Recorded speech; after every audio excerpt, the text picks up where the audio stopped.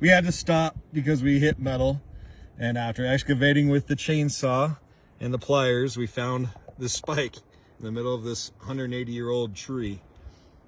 It got it from the railroad property, so it makes sense that it was a railroad spike from ages ago. But yeah, so that's always fun. Yeah.